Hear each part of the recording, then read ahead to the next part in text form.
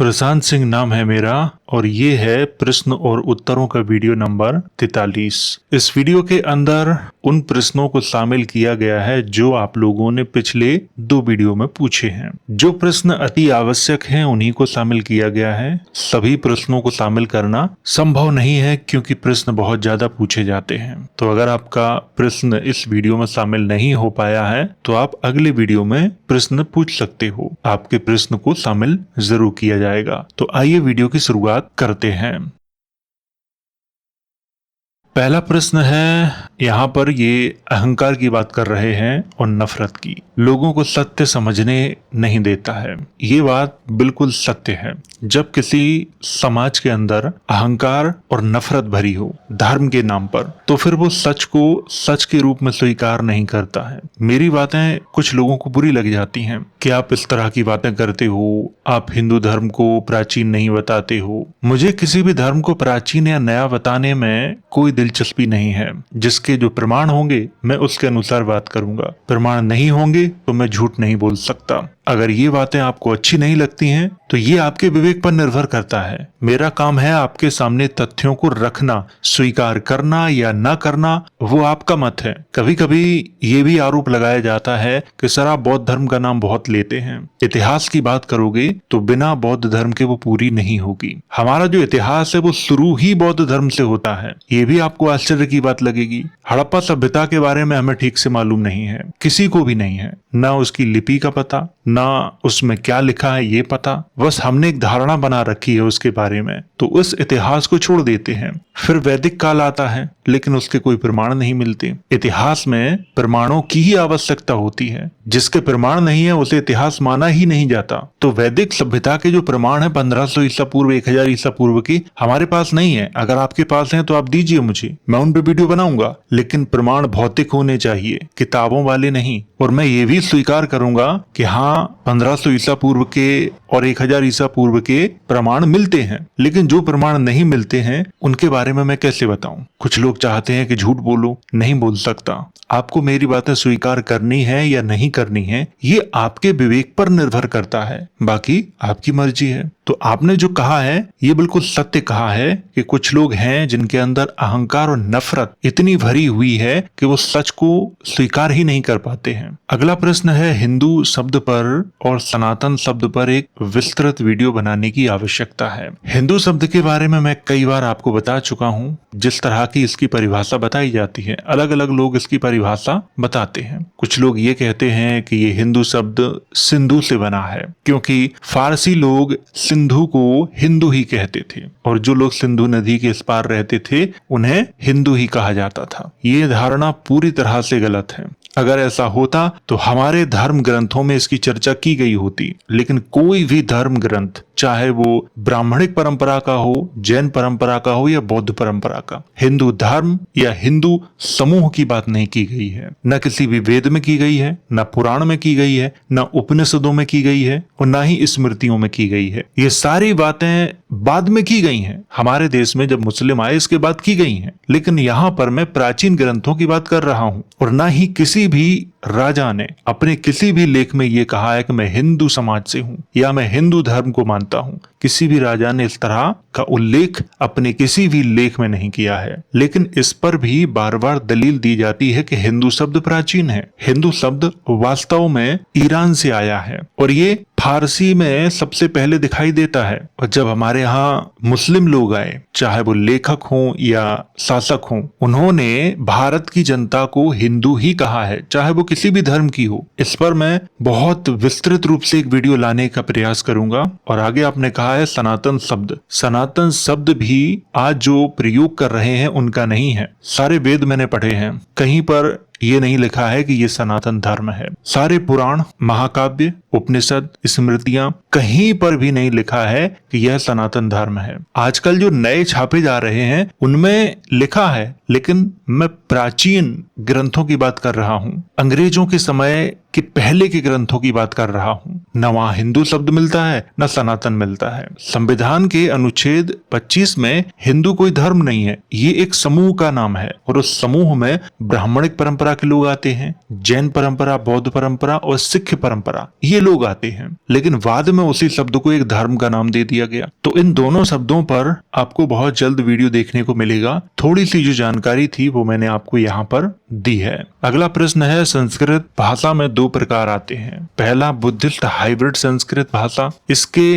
पहली शताब्दी में प्रमाण मिलते हैं। इसे बौद्ध भिक्षुओं ने पाली प्राकृत भाषा को संस्कारित करके बनाई थी। दूसरा क्लासिकल संस्कृत जो हाइब्रिड संस्कृत से विकसित हुई, जो कि 12वीं शताब्दी में पूर्ण तैयार हो गई। ब्राह्मणों के लिखे सारे ग्रंथ इसी क्लासिकल संस्कृत में 14वीं शताब्दी के बाद लिखे गए। आपकी बातों में पूरी तरह से सच्चाई नहीं है। प्रारंभ में जो बुद्धिस्ट हाइब्रिड संस्कृत है, ये सबसे पहले महायानियों के द्वारा प्रयोग की गई थी। महायान शाखा में ग्रीक, शक, कुषाण, हूण, पहलव ये सब थे, कुछ भारतीय भी थे और सबसे पहले हाइब्रिड संस्कृत को प्रयोग करने वाले शक थे। हमें बताया जाता है इतिहास में कि रुद्रदामन का जो लेख है उसमें सबसे पहले संस्कृत दिखाई देती है, लेकिन वो प्राकृत से प्रभावित है। जो भारत की मूल भाषा प्राकृत है उससे वो प्रभावित है। लेकिन मेरी रिसर्च ये कहती है कि शक हमारे देश में 130 या 140 ईसा पूर्व के आसपास आए। सबसे पहले उन्होंने अपना कब्जा गुजरात और राजस्थान वाले क्षेत्र में जमाया था। अफगानिस्तान वाले क्षेत्र में तो वो बहुत पहले से थे,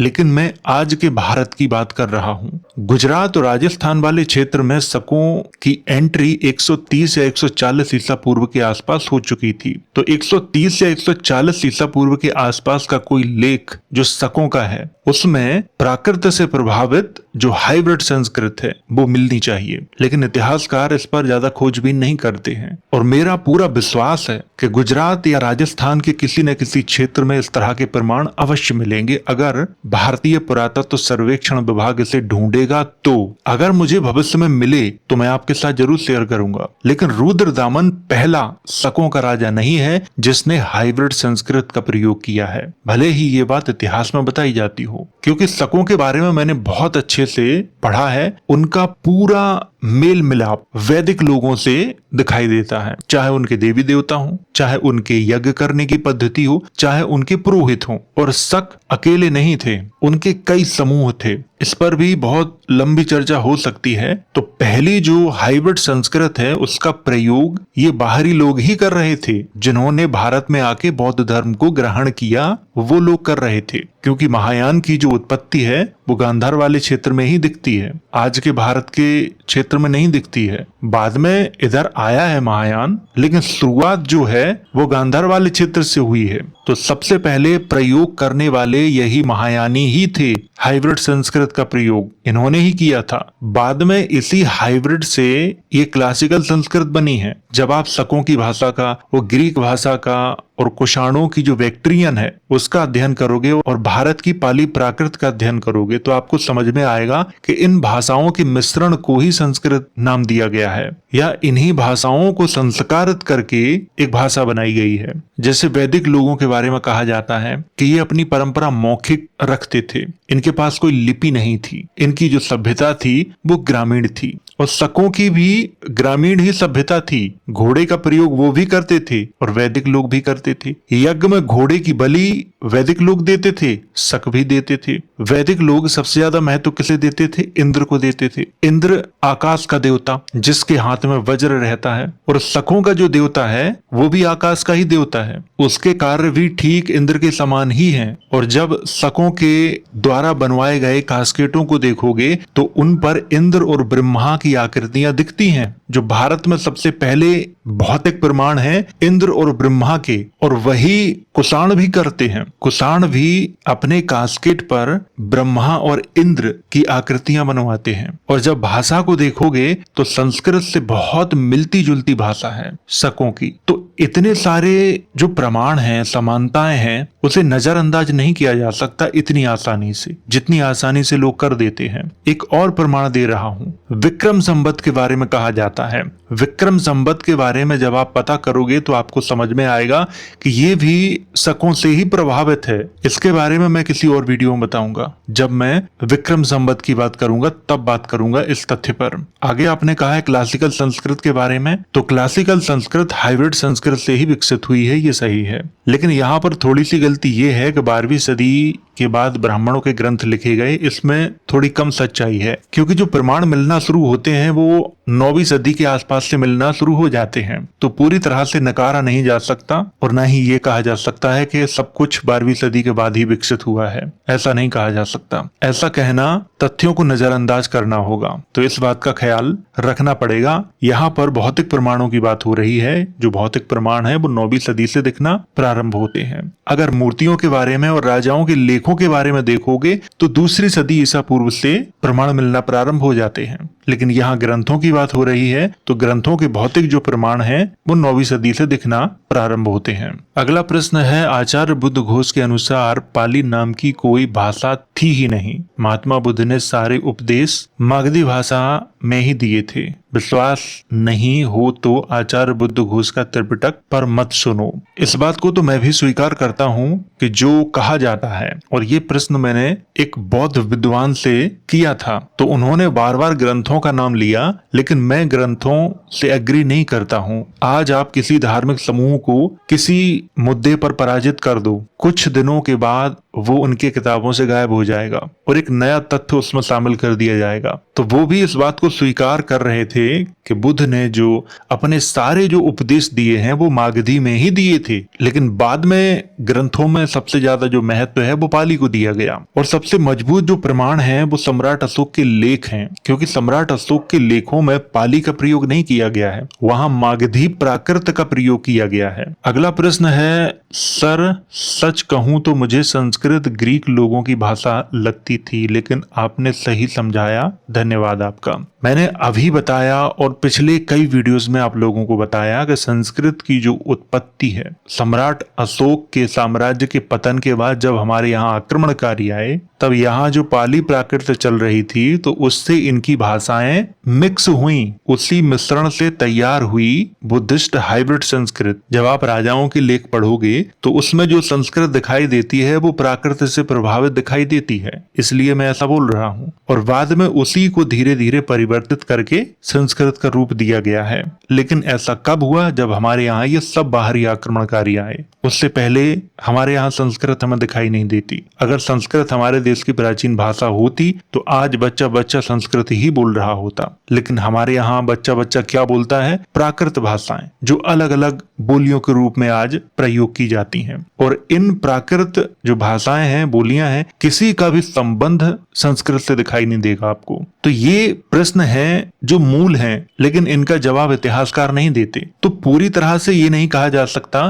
कि संस्कृत ग्रीकों से निकली है, क्योंकि कुछ हिस्सा दिखता है, जैसे एक वचन, द्विवचन, बहुवचन, ये जो प्रक्रिया है वो ग्रीकों की भाषा में दिखती है, संस्कृत में भी है। लेकिन सीधा ये कह देना कि संस्कृत की उत्पत्ति ग्रीकों से हुई है या फारसी भाषा से हुई है या शकों की भाषा से हुई है, ये गलत होगा। लेकिन सबसे ज्यादा जो मैच करती है वो शकों की भाषा से मैच करती है, ये सही है। ग्रीकों के कई शब्द हैं संस्कृत में, ये भी सही है। पाली प्राकृत के कई शब्द हैं, ये भी सही है। मैंने आज से 2 साल पहले भी वीडियो बनाया था, तब भी कहा था कि संस्कृत एक खिचड़ी है जो कई भाषाओं से मिलकर बनी है। इसीलिए मैं बार बार ये कहता हूँ कि संस्कृत भारत की प्राचीन भाषा नहीं है, क्योंकि भारत का कोई भी राज्य ऐसा नहीं है जहां पर लोग संस्कृत बोलते हों। दक्षिण भारत में चले जाइए, वो अपनी भाषाएं बोलते हैं। उत्तर भारत में जितने भी लोग हैं वो प्राकृत भाषाओं का प्रयोग करते हैं, चाहे वो राजस्थानी हो, ब्रज भाषा हो, बुंदेलखंडी हो, भोजपुरी हो या बंगाली हो। तो यहाँ पर थोड़ा सा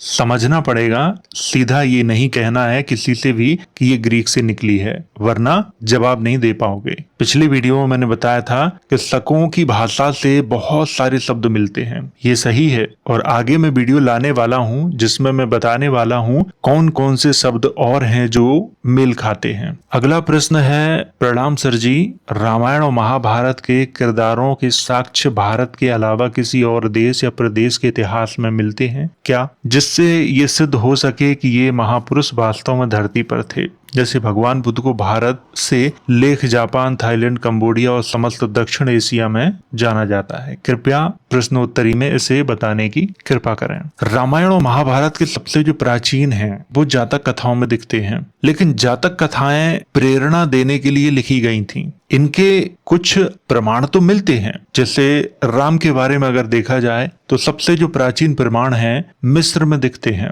राम जो शब्द है वो पूरी दुनिया में वहीं से फैला है। भारत में उतने प्राचीन प्रमाण नहीं मिलते हैं जितने मिस्र में मिलते हैं। हर परंपरा में एक अपना राम है, चाहे वो यहूदियों की परंपरा हो, ईरानियों की परंपरा हो या भारतीय परंपरा हो। भारत में जैसे ब्राह्मण परंपरा, जैन परंपरा, बौद्ध परंपरा, इनमें सब में राम है और अलग अलग परंपरा में अपना अपना राम है। तो पहले ये समझना होगा। महाभारत का आपने नाम लिया है, महाभारत के बारे में आपको जानना है तो मैंने बहुत समय पहले ग्रीकों के ट्रोजन युद्ध के बारे में पढ़ा था। आप ट्रोजन युद्ध के जो किरदार हैं उनके नाम बदल दो तो बहुत हद तक कहानी एक जैसी लगती है। इस विषय पर भविष्य में अगर कभी टाइम मिला तो वीडियो बना के आपको समझाने का प्रयास करूंगा कि जो ट्रोजन युद्ध है और महाभारत का जो युद्ध है उसमें कितनी समानताएं हैं और ये समानताएं क्यों हैं, ये भी मैं उसमें बताने का प्रयास करूंगा। अगला प्रश्न है, प्रशांत सर, क्या बुद्ध सिर्फ यूपी बिहार में ही घूमे थे धम्म दीक्षा के लिए या वो साउथ तक गए थे? अगर बौद्ध ग्रंथों का अध्ययन करोगे तो उसमें तो बुद्ध उड़ के लंका भी जाते हैं, जो कि मैं इस तथ्य को स्वीकार नहीं करता। ऐसा कई बौद्ध ग्रंथों में लिखा है, मैंने खुद ही पढ़ा है। लेकिन जब भौतिक प्रमाणों की बात आती है तो ये समझ में आता है कि गौतम बुद्ध का जो एरिया था मगध और उसके आसपास का क्षेत्र था, जिसमें आज का यूपी बिहार मुख्य रूप से आता है। लेकिन कुछ कथाओं में इस तरह की जानकारी मिलती है कि वो लंका भी गए थे, वो मथुरा भी आए थे, वो अयोध्या भी गए थे। लेकिन उस समय अयोध्या नाम नहीं था उस जगह का जहां पर बुद्ध गए थे, उस समय वो साकेत था। तो कथा कहानियों में ये सब आता है। भौतिक प्रमाणों की बात करें तो अशोक ने भी अपने जो स्तंभ हैं वो वहां पर ही स्थापित कराए हैं जहां किसी न किसी बुद्ध का कोई अवशेष रहा है। जैसे कनक मुनि जो गौतम बुद्ध से पहले थे, वहां पर भी उन्होंने एक स्तंभ का निर्माण करवाया। गौतम बुद्ध का जन्म हुआ वहां भी करवाया।